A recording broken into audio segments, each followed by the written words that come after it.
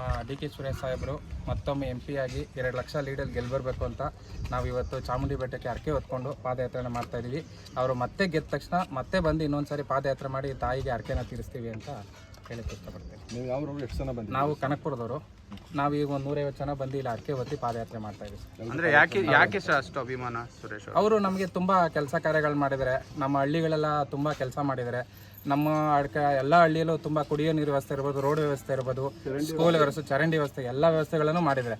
ತುಂಬ ನೀವು ಎಲ್ಲ ಹೇಳ್ಬೋದು. ನಮ್ಮ ಕನಕಪುರ ಕ್ಷೇತ್ರ, ರಾಮನಗರ ಕ್ಷೇತ್ರ, ಮಾಗಡಿ ಕ್ಷೇತ್ರಕ್ಕೆ ಬಂದು ಅವರ ಕೆಲಸ ಕಾರ್ಯಗಳನ್ನ ನೋಡಲಿ.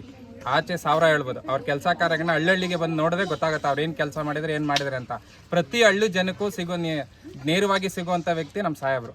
ಯಾರೇ ಹೋದ್ರು ಅವ್ರ ಮನೇಲಿ ಎಷ್ಟೇ ರಾತ್ರಿಲಿ ಬಂದು ಮಲಗಿದ್ರು ಬೆಳಿಗ್ಗೆ 9 ಗಂಟೆಗೆ ಎಷ್ಟೇ ಜನ ಇದ್ರು ಅವ್ರನ್ನ ಭೇಟಿ ಮಾಡಿನೇ ಮತ್ತೊಂದು ಕೆಲಸಕ್ಕೆ ಅವ್ರು ಹೋಗೋದು. ಏನೇ ಇದ್ರು ಆನ್ ಸ್ಪಾಟಲ್ಲಿ ಎಂಥ ಕೆಲಸ ಅವ್ರು ಕ್ಲಿಯರ್ ಮಾಡಿ ಕೊಡ್ತಾರೆ. 100% ಗೆಲ್ತಾರೆ ಸರ್. 2 ಲಕ್ಷ ಲೀಡಲ್ಲಿ ಈ ಸರಿ ಯಾವುದೇ ಥರದ ಡೌಟೇ ಇಲ್ಲ, ಗೆಲ್ತಾರೆ ಸರ್.